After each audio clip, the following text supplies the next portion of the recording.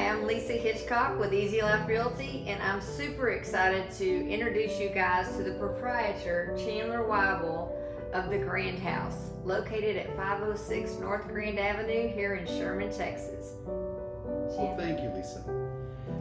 The Grand House is an exquisite property with just massive amounts of history. Thank you.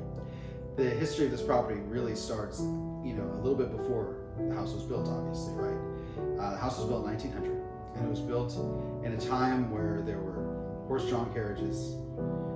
Automobiles were only for the super wealthy, right? They might have had 2 or 3 different models. The World's Fair in Chicago just showed the light bulb like 12 years ago. So it was really at the cusp of just the industrial age and everything kind of happening. And the house was built by a gentleman by the name of Vernon Brown and his wife, Ella Tuck. Now, in the South, in little itty bitty towns, who your family was very important, because the town was founded 55 years before this house was built. And her family was one of the first families in Sherman. So she has an excellent history. The Tucks are very important in Sherman, but also so is Vernon Brown. So let's start with him. Vernon Brown was the nephew of George Garvin Brown. George Garvin Brown was a whiskey maker in Kentucky, and he was the first one to have the great idea of bottling whiskey.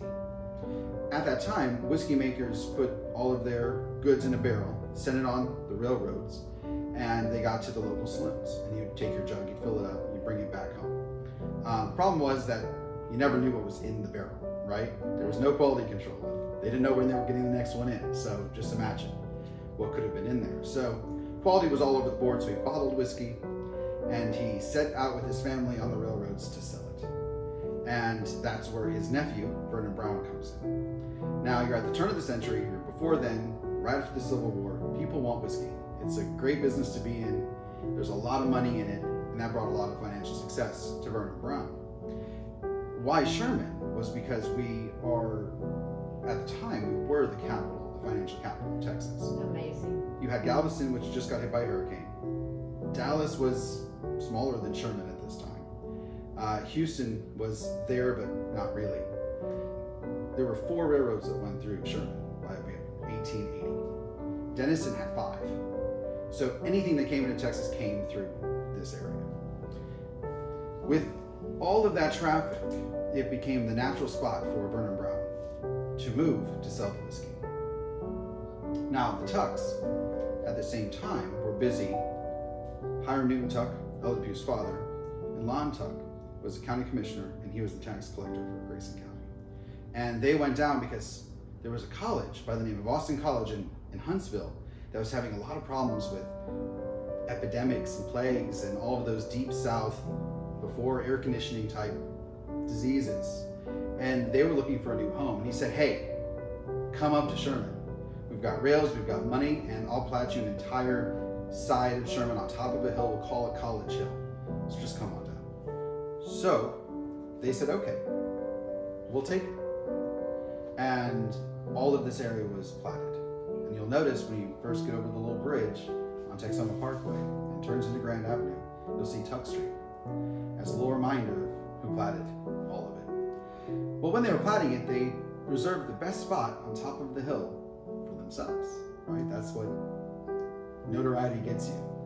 And they owned it for 12 years. It just sat here as a lot.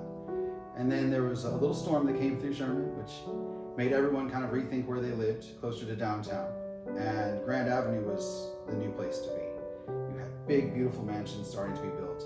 And it was their turn as a founding family, with all of the Brown money now coming in, because this product is what was produced. Wow. And it was sold in shoeboxes all across Texas. There's a story actually that the town of Vernon, Texas is named after a traveling whiskey salesman by the name of Vernon Brown. And they would show up on Sundays with this in a shoebox. So you go buy shoes on Sunday. And that's where that all started. So this produced a lot of money. It produced a lot of income, obviously. And this was also a time where you didn't have income tax. So welcome to the Grand House. So this was the love child, basically, of Vernon Brown and Ella Tuck. and they decided to move away from the more Queen Anne Tudor style Victorians and embrace the new cutting edge. You're right on the cusp of Victorian and Edwardian. You had all of the neoclassicals starting to come up with columns everywhere. And you'll notice in the house there are 3 different type capitals, and that is what led to the building of this property, right next to Austin College and in the heart of Sherman. Also, conveniently located on the Transcontinental Railway, which was the coolest thing at the time. And you'll notice that the house is very pretty on the front, but it's also very pretty on the side, so people could see it when they were going through, and they could see everything that this family had done. So that is the history in a nutshell, and it was a great conversation I actually had with the chairman, the former chairman of Brown-Forman Corporation. Now that company is still in existence. It's still owned by the same family, and that family owns Jack Daniels. They own Woodford Reserve. Old Forester is still being bottled. Amazing. They own Corbel. They own all of these different brands. They are one of the richest families in America. They're one of the largest alcohol companies in the world. And if it wasn't for Sherman, if it wasn't for Vernon Brown, who was a board of director of the company until he died, that company might not have had the success it did.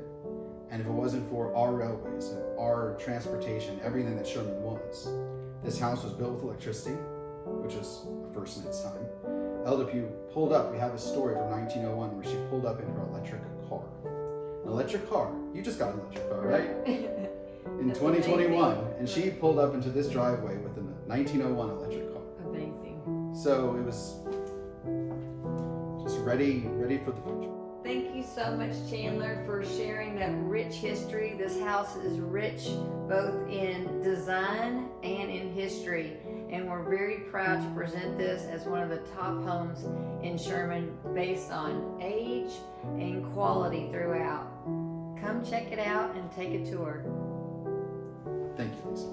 Thank you.